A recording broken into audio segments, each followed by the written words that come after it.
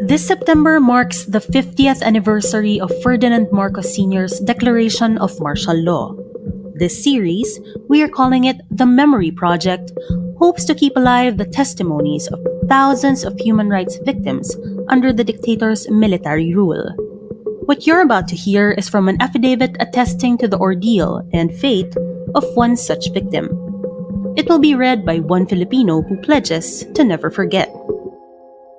Please listen. Mabuting makinig. We, Sambay Ismail and Menang Kamsa, both of legal ages, married, Muslim Filipinos and residents of Ganta, Datu Piang, Maguindanao, after having been sworn to in accordance with law, do hereby depose and say that we know personally Nas Salamat of Ganta, Datu Piang, Maguindanao to be a peace-loving citizen, single, farmer by occupation, and survived by his elder brother Datu Salamat, as claimant hereof and presently residing at Ganta, Datu Piang, Maguindanao, Philippines.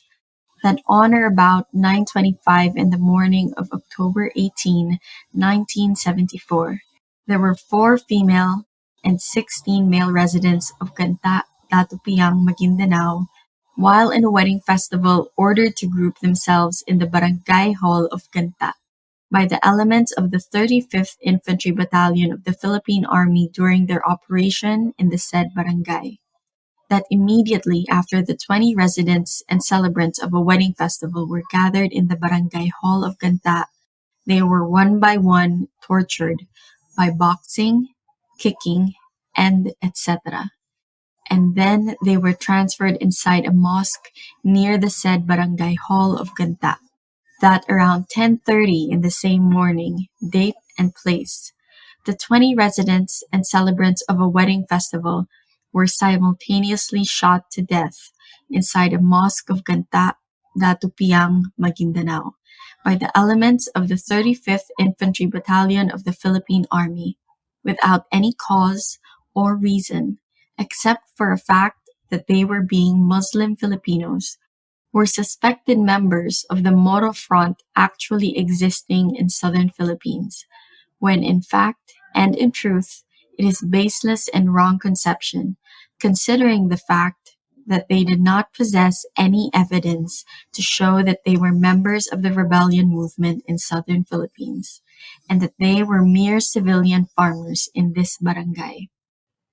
That this mass killing incident was reported to barangay and municipal officials of Datu Piang, Maguindanao. But then they did nothing because of fear that they might be the next victim should they report. That we know those facts because we were among the celebrants and witnesses who had witnessed the said incident, and that we are executing this affidavit to attest the truth of the foregoing facts relative to the death of one Nas Salamat, one among the victims in the above-mentioned incident, and for whatever legal purpose or intent that it may serve. In witness whereof, we have hereunto set our hands this 16th day of July, 1993, at Upi, Maguindanao, Philippines. Will you also pledge to never forget? And would you like to lend your voice to the Memory Project? Email us at tekateka@pumapodcast.com and we will send you an affidavit that you can record, a testimony you can help keep alive. In the meantime, if you appreciated this episode, please share it with a friend. Mabuting makinig, lalo na kung sama-sama tayo. Tulong-tulong tayo to remember and never forget.